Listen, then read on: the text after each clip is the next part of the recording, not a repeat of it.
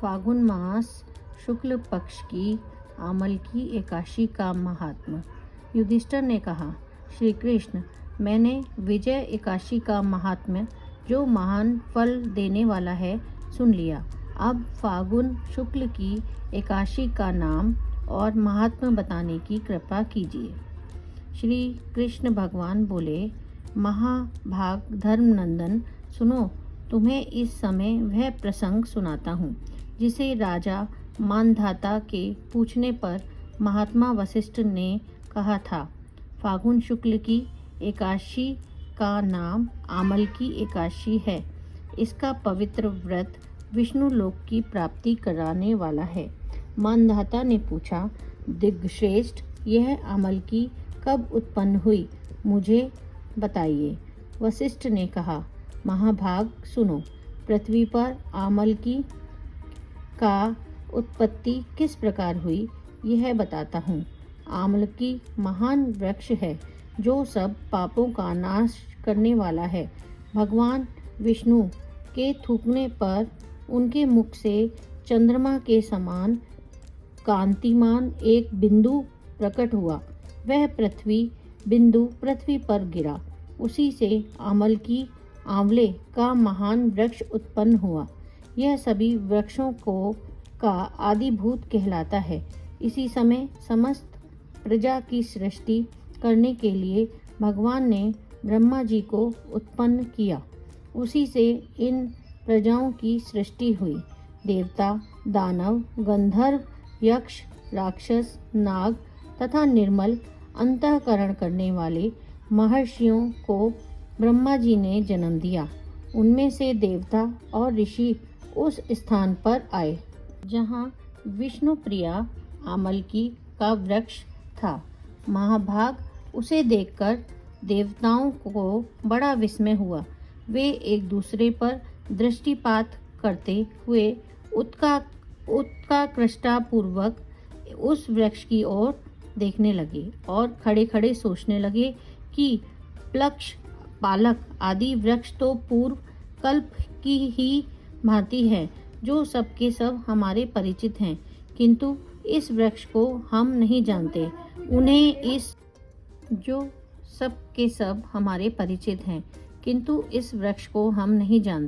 उन्हें इस प्रकार चिंता करते देख आकाशवाणी हुई, महर्षियों, यह सर्वश्रेष्ठ आमलकी का वृक्ष है, जो विष्णु को प्रिय है। इसके स्मरण मात्र से गोदान का फल मिलता है। स्पर्श करने से इससे दूना और फल भक्षण करने से त्रिगुना पुण्य प्राप्त होता है। इसलिए सदा प्रयत्न पूर्वक आमलकी का सेवन करना चाहिए। यह सब पापों को हरने वाला वैष्णव वृक्ष बताया गया है। इसके मूल में विष्णु, उसके ऊपर ब्रह्मा, स्कंद में परमेश्वर, भगवान रुद्र, शाखाओं में मुनि, टहनियों में देवता, पत्तों में वसु, फूलों में मरुणगण तथा फलों में समस्त प्रजापति वास करते हैं। आमलकी की सर्वदेवमयी बताई गई है, अतः विष्णु भक्त पुरुषों के लिए यह परम पूज्य है। ऋषि बोले, अव्यक्त रूप से बोलने वाले महापुरुष, हम लोग आपको क्या समझें?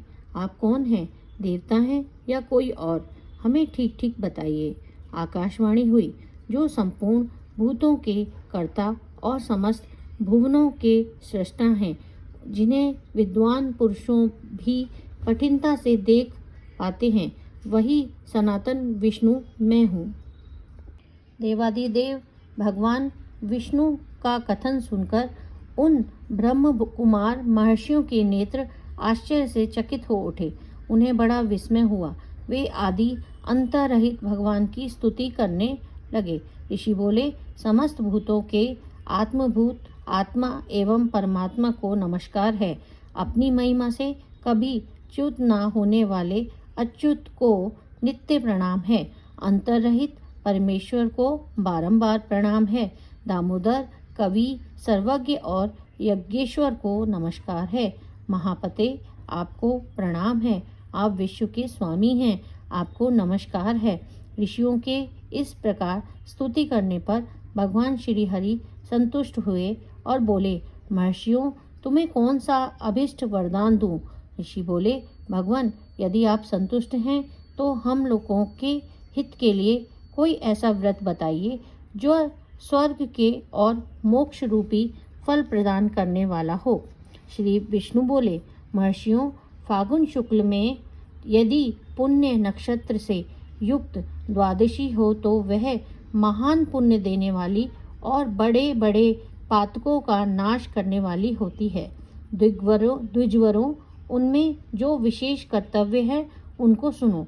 आमल की एकादशी में आंवले के वृक्ष के पास जाकर यदि रात्रि में जागरण करना चाहिए। इससे मनुष्य सब पापों से छूट जाता है और सहस्त्र गोदानों का फल प्राप्त करता है। विप्रगण, यह व्रत में उत्तम व्रत है जिसे मैंने तुम लोगों को बताया है।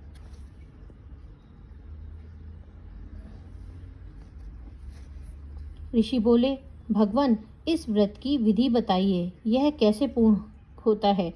इससे देवता नमस्कार और मंत्र कौन से बताए गए हैं? उस समय स्नान और दान कैसे किया जाता है? पूजन की कौन सी विधि है तथा उसके लिए मंत्र क्या है? इन सब बातों का यथार्थ रूप से वर्णन कीजिए। भगवान विष्णु ने कहा, द्विजवरों, इस व्रत की जो उत्तम विधि है उसको श्रवण करो। एकादशी को प्रातःकाल दंत धावन कर यह संकल्प करें कि हे पुंडरीकाक्ष, हे अच्युत, मैं एकादशी को निराहार रहकर दूसरे दिन भोजन करूंगा। आप मुझे शरण में रखें। ऐसा नियम लेने के बाद पतित, चोर, पाखंडी, दुराचारी, मर्यादा भंग करने वाले तथा गुरु पत्नीगामी मनुष्यों से वार्तालाप ना करें। अपने मन में वश रखते हुए नदी में, पोखरों में, कुएं पर तथा घर में ही स्नान करें। स्नान के पहले शरीर में मिट्टी लगाएं।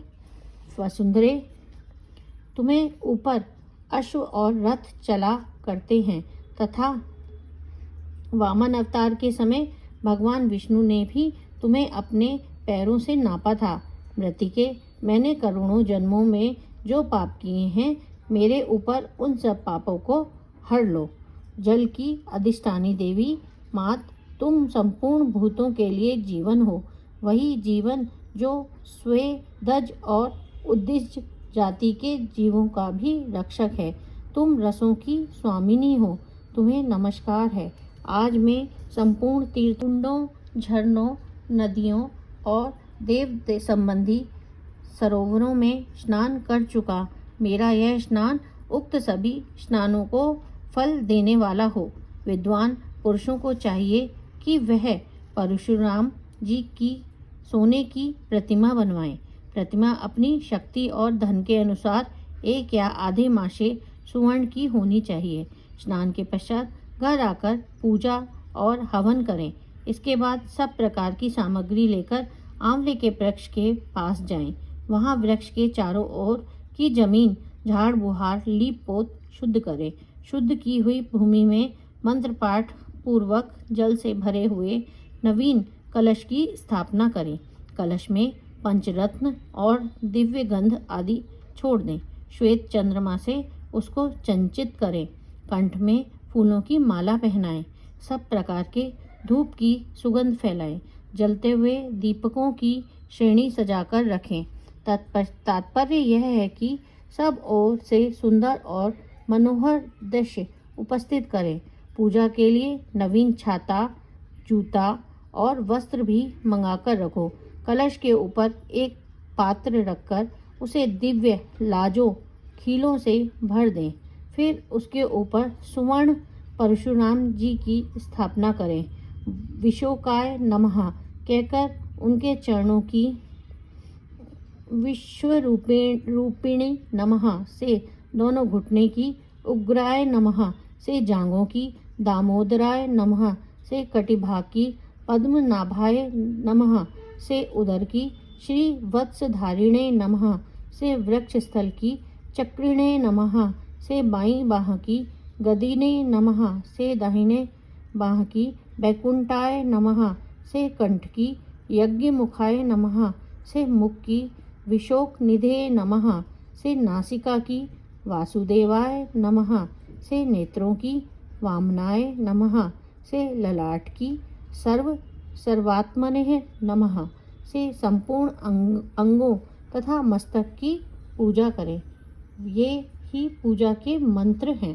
तदंतर भक्ति युक्त चित्त से शुद्ध फल के द्वारा देवादिदेव परशुराम जी को अर्घ प्रदान करें। अर्घ का मंत्र इस प्रकार है। देव देवेश्वरम जगन्नंदनम श्री विष्णु स्वरूप परशुराम जी को आपको नमस्कार है। नमस्कार है। आंवले के फल के साथ दिया हुआ मेरा यह अर्घ ग्रहण करें। तदंतर भक्ति युक्त चित्त से जागरण करें।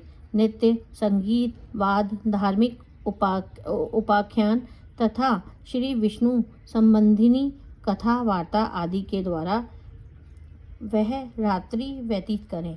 उसके बाद भगवान विष्णु के नाम लेकर आमलकी की परिक्रमा 108 या 28 बार करें। फिर सवेरा होने पर श्री हरि की आरती करें। वहाँ ब्राह्मण की पूजा करके वहाँ की सब सामग्रियाँ उसे निवेदन कर दें। परशुराम जी का कलश, 2 वस्त्र, जूता आदि सभी वस्तुएं दान कर दें और यह भावना करें कि परशुराम जी के स्वरूप में भगवान विष्णु मुझ पर प्रसन्न हो। तत्पश्चात आमलकी का स्पर्श करके उसकी प्रदक्षिणा करें और स्नान करने के बाद विधि पूर्वक ब्राह्मणों को भोजन कराएं। तदंतर कुटुंबियों के साथ बैठकर स्वयं भी भोजन करें। ऐसा करने से जो पुण्य प्राप्त होता है वह सब बताता हूँ। सुनो, संपूर्ण तीर्थ के सेवन से जो पुण्य प्राप्त होता है तथा सब प्रकार के दान देने से जो फल मिलता है वह सब उपयुक्त विधि के पालन से सुलभ होता है।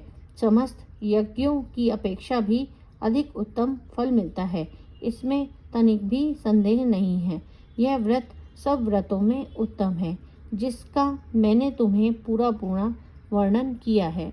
वशिष्ठ जी कहते हैं, महाराज, इतना कहकर देवेश्वर भगवान विष्णु वहीं अंतर्धान हो गए। तत्पश्चात उन समस्त महर्षियों ने उक्त व्रत का पूर्ण रूप से पालन किया। नृपश्रेष्ठ, इसी प्रकार तुम्हें भी इस व्रत का अनुष्ठान करना चाहिए। भगवान श्री कृष्ण कहते हैं, युधिष्ठिर, यह दुर्धर्ष व्रत मनुष्यों को सब पापों से मुक्त करने वाला है। इति।